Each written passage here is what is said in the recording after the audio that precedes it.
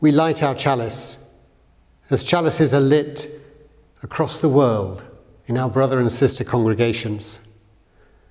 And as we do so, we hear words today issued for June 2021 by the International Council of Unitarians and Universalists. This is from Justine Magara, a leader in the Unitarian Universalist Church of Kenya.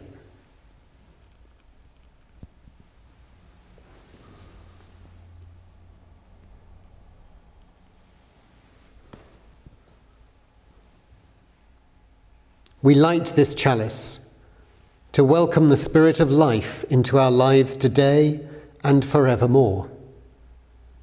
May this light rekindle the faith, trust, hope, and love, which is the true image of the Spirit of life, and we are made in the Spirit's image.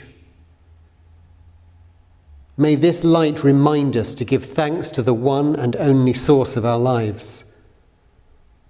May this light remind us that we are skillfully crafted and we are the masterpiece of our Maker, the one who has great mystery on how to talk with the infants, the deaf, the blind, the one who speaks to the wind when to move and when to stop.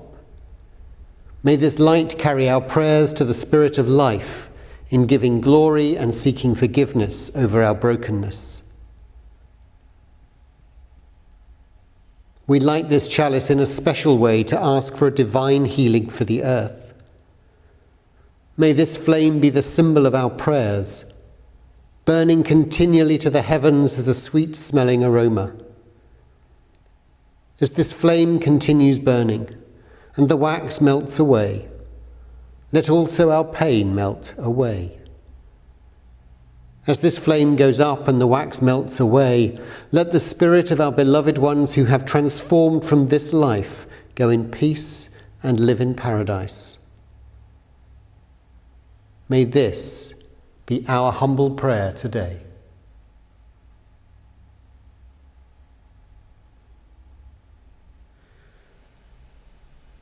Welcome.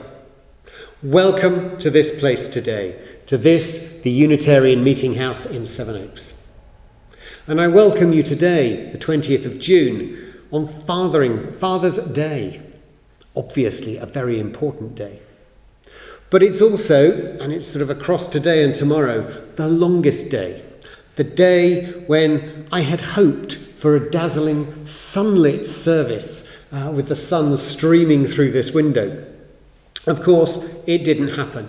The predictable unpredictability of the English weather means that there is no sunshine out there today. And with the slight darkness of the scaffolding that we've got out there that will be going probably tomorrow, we don't have that sunlit service for the longest day, but never mind. So we are journeying from father to son. Appropriate for a church, perhaps. But we're not. We're not because of that torrential rain this week. And the image of that torrential rain is an amazing one. Who hasn't woken up at some time hearing lashing rain against the window, but feeling warm and protected from the storm? And that, to some extent, is the feeling that we take within this meeting house here. It's a protection from the outside. It doesn't cut us off from the outside. It's a time aside, a one-off. We come in, we have some time to find ourselves, to find a deeper silence and stillness within ourselves before we move out into the world around us. A stillness in movement, a protection from the worst elements, a flood of protection perhaps. And we reflect today on how we reflect. As we think about Father's Day, what does that mean? How do we think about our connections with our fathers and our father-like figures? How do we connect with something deeper? How do we stop and find a place in the silence? This time and this space are yours. I bid you a very warm welcome. For our first hymn today, we gather together in a time of stillness. We gather in this place, whether virtually or physically, as a place away from the everyday, yet in readiness for the everyday once again. Come and find the quiet centre. The words will be on your screen.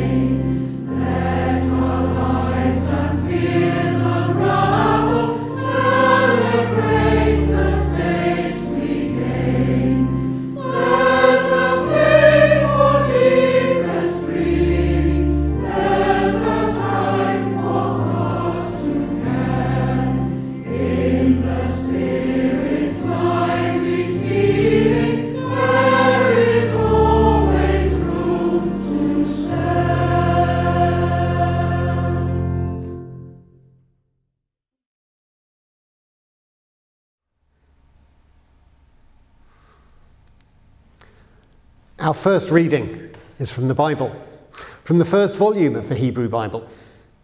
Like most of the things in the Bible, this may not be actually factually accurate. In fact, it's clearly not accurate. Yet it's a wonderful story.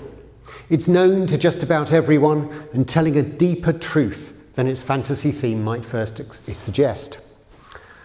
Now, this is a heavily edited version. The original goes on for so long, far longer than you might realise.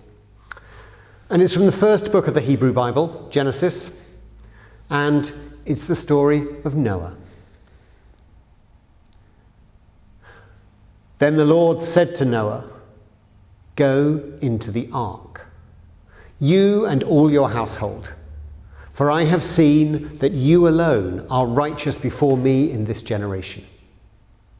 Take with you 7 pairs of all clean animals, the male and its mate, and a pair of the animals that are not clean, and 7 pairs of the birds of the air also, to keep their kind alive on the face of all the earth.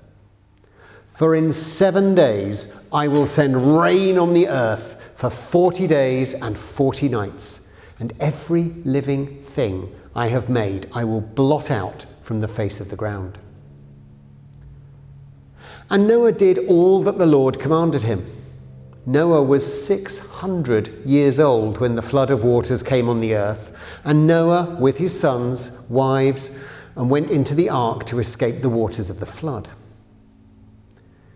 In the 600th year of Noah's life, in the 2nd month, on the 17th day of the month, on that day all of the fountains of the great deep burst forth, and the windows of the heaven were opened.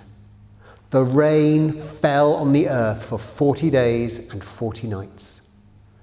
On the very same day, Noah, with his sons Shem and Ham and Japheth, and Noah's wife and the 3 wives of his sons, entered the ark, and they and every kind of wild animal and every creeping thing that creeps upon the earth, and every bird of every kind, every bird, every winged creature, they went into the ark with Noah. The flood continued for 40 days on the earth, and the waters increased and bore up the ark. And all flesh died that moved upon the earth, birds, domestic animals, wild animals, all swarming creatures, and all human beings. Everything on dry land died. Only Noah was left, and those that were with him in the ark. And the waters swelled on earth for 150 days. But God remembered Noah. And the waters subsided, the fountains of the deep and the windows of heaven were closed, and the rain was restrained. The waters continued to abate until the 10th month. In the 10th month, on the 1st day of the month, the tops of the mountains appeared. In 601st year, the waters were dried up from the earth, and Noah removed the covering of the ark. Words, but probably not facts, from the story of Noah, from the book of Genesis.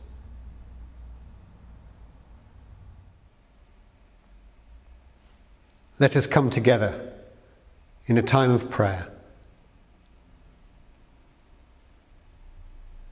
Spirit of love and of life, come and rest upon us, within us, for these few moments of calm.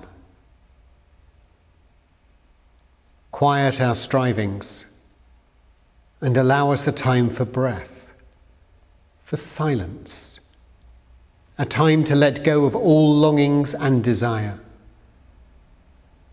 May we simply be here without worry or wish. In the quiet of our hearts, pour in peace. Not only the absence of striving, not only the absence of conflict, but the fullness of peace that may be. Peace, embodied in how we treat each other, poured into the world in compassion and care, shown in the world by acts of justice and of mercy. Peace, known by the safety of children and those who are vulnerable.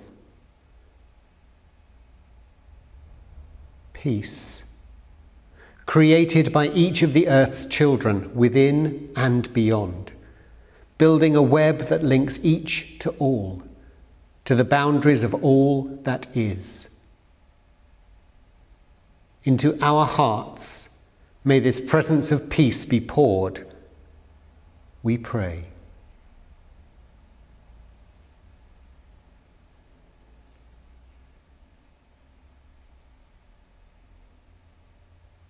Eternal Spirit, Mother, Father, ever present if only we have eyes to see, we stand in awe in the presence of the universe.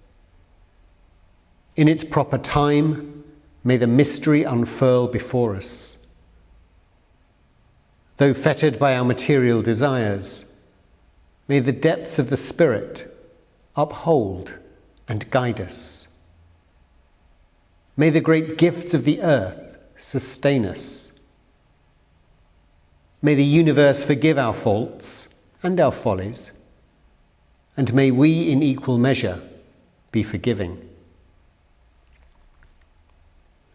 May we ever turn our eyes toward the light, to dispel the darkness which would engulf us. We give thanks for the bounty of the universe, which abounds with power and glory beyond our greatest imaginings.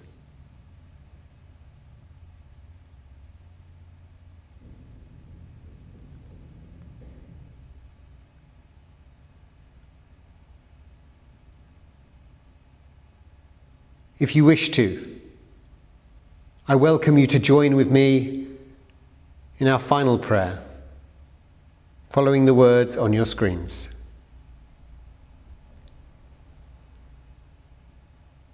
Eternal Spirit, may we be led from death to life, from falsehood to truth. May we be led from despair to hope, from fear to trust. May we be led from hate to love, from war to peace. Let peace fill our hearts, our world, our universe. Amen.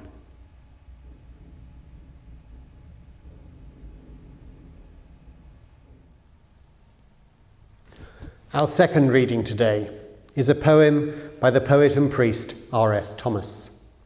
It's a poem that talks of the silence between individuals. It's not clear who he's talking to in the conversation. Is it a teacher? Perhaps a father? There is a certain whiff of God here too. Perhaps all of them. This is simply silence, and will be read for us by R.S. Thomas. Silence. The relation between us was silence. That and the feeling of each one being watched by the other. I by an enormous pupil in a blank face. He by one in a million wanderers in the darkness that was never a long way off from his presence. It had begun by my talking all of the time, repeating the worn formulae of the churches, in the belief that was prayer. Why does silence suggest disapproval?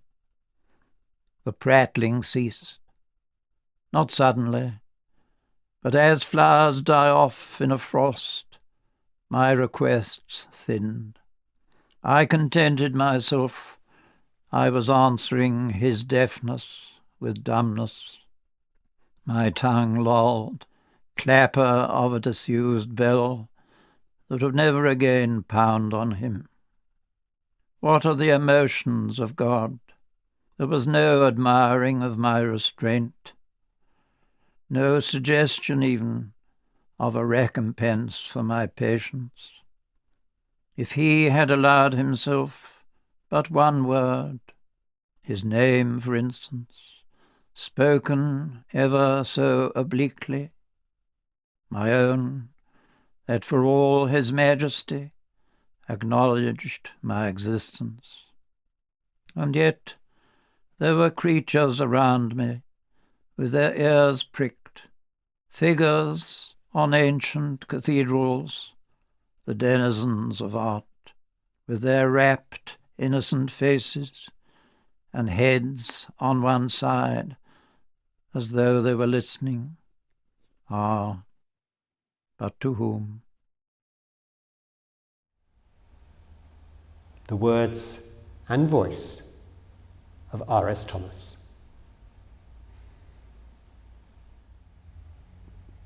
Our second hymn is a hymn written by Emily Luch Thorne to William Caldwell's tune. This is Do You Hear? The words will be on your screens.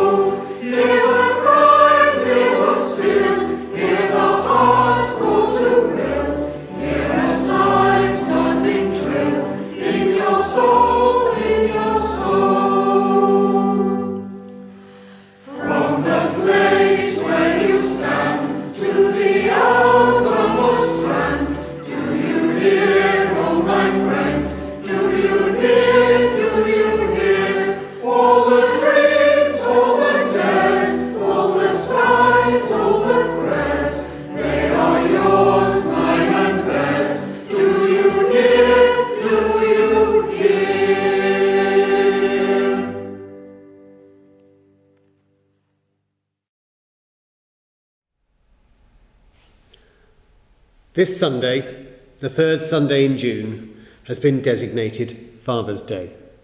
It happens every year, deliberately on this day. There is a long story behind that. And it's, of course, the most important celebration of the year. But it's a day when we're encouraged to think about fathers. Our own fathers, the father figures in our lives, whoever they might be.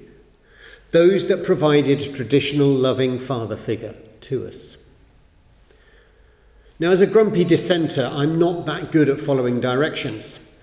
I would not normally lead a service on a topic just because someone decided, over 100 years ago in this case, that today is the only day we think about fathers.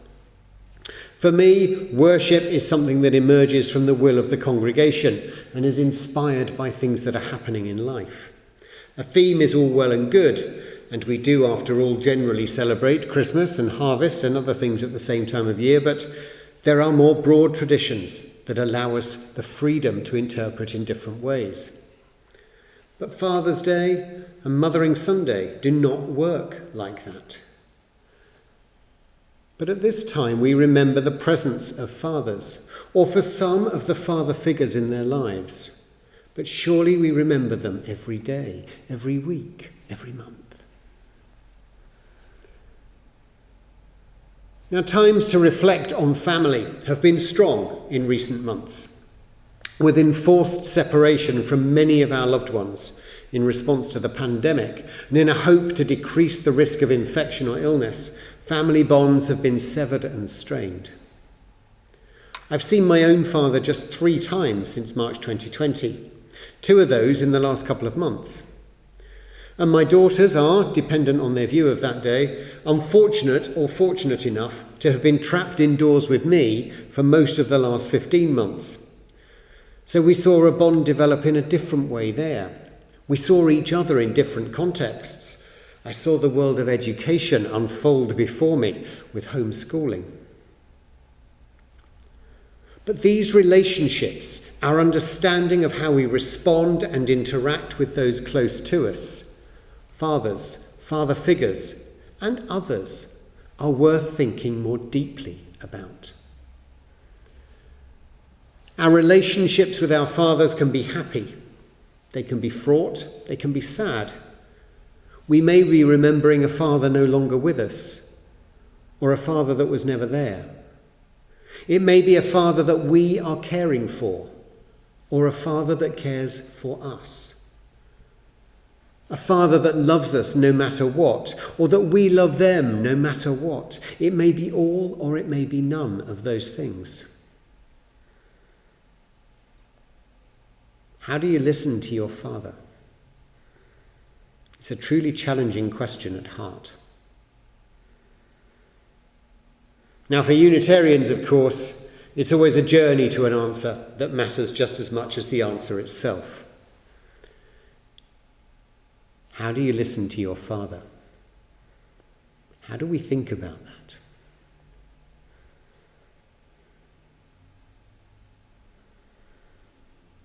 Now, one of the reasons I found myself starting to attend Unitarian services all those years ago now was the opportunity for reflection. The chance to step away from the world, to step into a place of calm and of healing, with a gathering of like-minded souls. We will be gathering here this Sunday with like-minded souls, a much reduced number in the congregation for pandemic reasons, but we gather too with like-minded souls in this virtual way too. Now, the first congregation I attended was, like the ones in Kent, a wonderful melting pot of so many different ideas and beliefs. People from a wide range of religious backgrounds and from no religious background at all. And what we all had in common was the hope for a space and time to reflect. A willingness to hear stories from others, from places far from our comfort zones, to reflect upon them, to find our own truths. And this reflection often provides space away from conflict, whether actual or in the mind, a chance to consider whole aspects of stories, a situation, a point in our lives.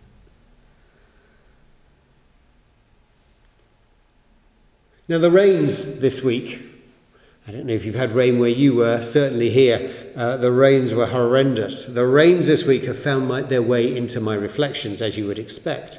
And the woods and the fields around here were quite badly flooded and damaged this week. Branches fell, wheat has been laid flat, pools of water have altered our paths. And the story that came to mind when caught in that torrential rain one morning was that somewhat unlikely story about Noah, the ark, the flood. We heard it earlier. Now, I do remember a documentary programme on the television when I was small, I must have been around 10, that followed some expedition in Israel or nearby where they found what they claimed to be the remains of the ark somewhere near the top of a mountain. I'm not sure they did, really.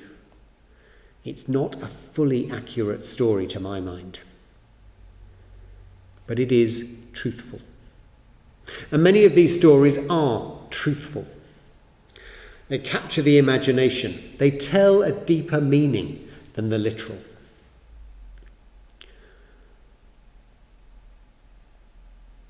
Now, for me, telling that deeper story is exactly the way the story of the ark might be best used.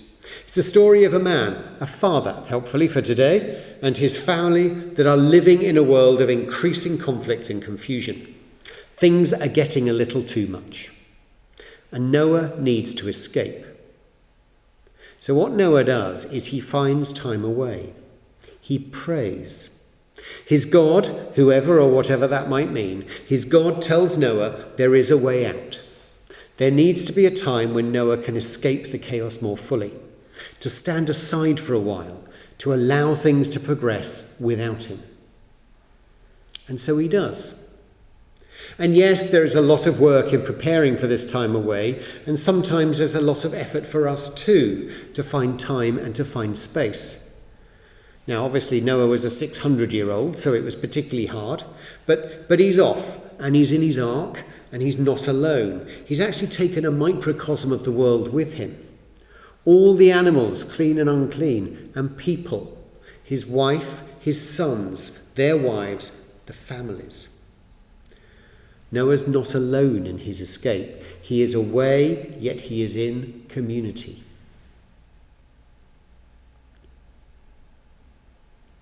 Now, we didn't get quite to the end of the story in that reading today.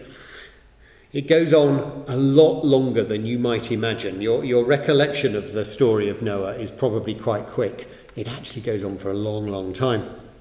But as I'm sure you all know, after the rains, the waters subside, Noah has the opportunity to start again.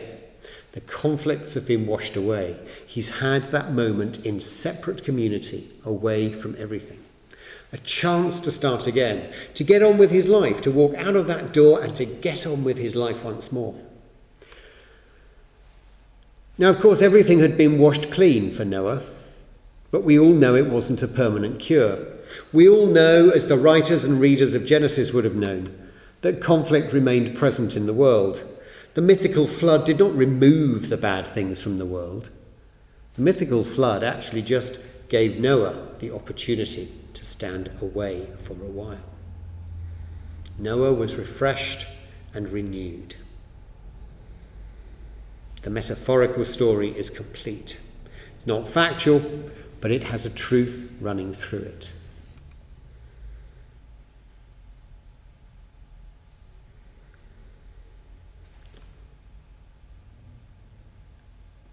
Now, it's all very well that the writers of Genesis understood this, but that's probably 2,000-3,000 years ago. What other texts might we look at?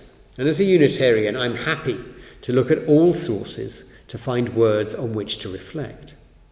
Ideas that might be available for some thinking right now. And our second reading, R.S. Thomas's poem, which from his final collection of poems published in 1995. So it's a little way back, about 25 years, but it's far more recent than Noah. And yet R.S. Thomas is talking of understanding a relationship through silence, through keeping away. As he says, the relation between us was silence. That and the feeling of each other being watched by the other. Now, the relationship that R.S. Thomas is talking about is clearly with God, the Father to R.S. Thomas, an Anglican priest. Yet there is a remembrance, surely, of a relationship with others too. Perhaps to his father, perhaps a senior father figure. He goes on to say, "It had begun with my talking all of the time, repeating the worn formulae of the churches in the belief that was prayer. Why does silence suggest disapproval? No, of course it doesn't. Silence, as R.S. Thomas begins to realise, enables a deeper connection, a greater understanding, an opportunity to reflect and focus on the true nature of a relationship. Now, in the poem, the poet, the priest, the child never really knows what response he might be receiving. Yet he knows that if he persists, if he keeps listening to those deeper mysteries, he will hear a response.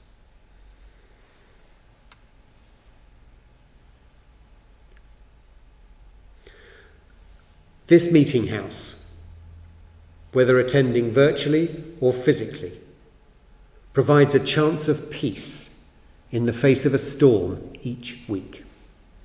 It's a community of like-minded souls on the rough seas of life, a place where we too might put our innocent faces and heads on one side and listen.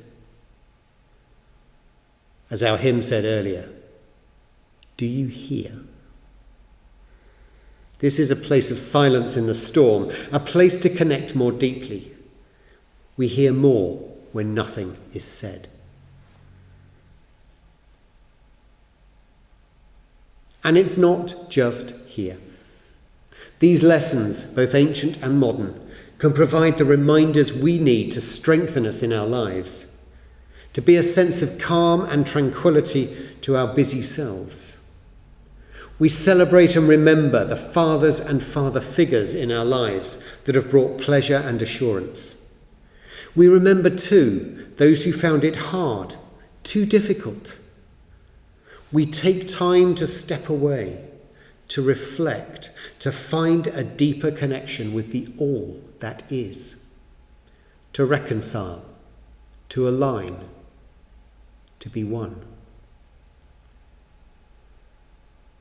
And as we approach the longest day, with this weather with us, we remember the rain and the sun are a joint team, each providing relief from the other, yet utterly reliant on them both. Now, as I finish this piece now, let us join together in stillness once more, to find ourselves, to reflect on our lives and the lives of those we love, those we know, and those we don't. To appreciate the stillness and to begin the path to finding our own truths. And as we settle our bodies, as we perhaps close our eyes, to begin that path to finding our own truths,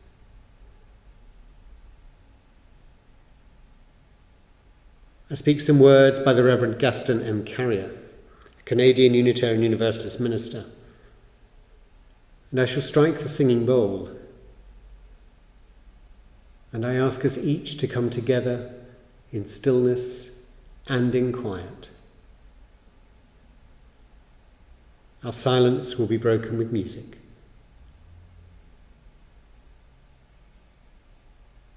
As we settle our bodies, with words by Gaston Carrier, God listens to the heart, not to words. God listens to the heart, not to words.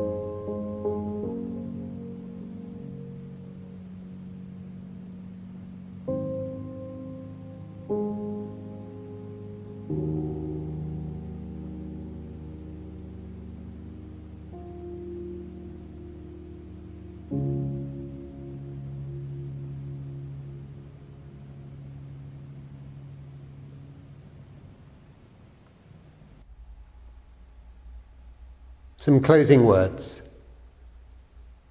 Spirit of life, we give thanks for your presence, for our time together in the presence of love. We are grateful. May the love and the care we find in this community stay with us and strengthen us in our busy lives ahead. Amen.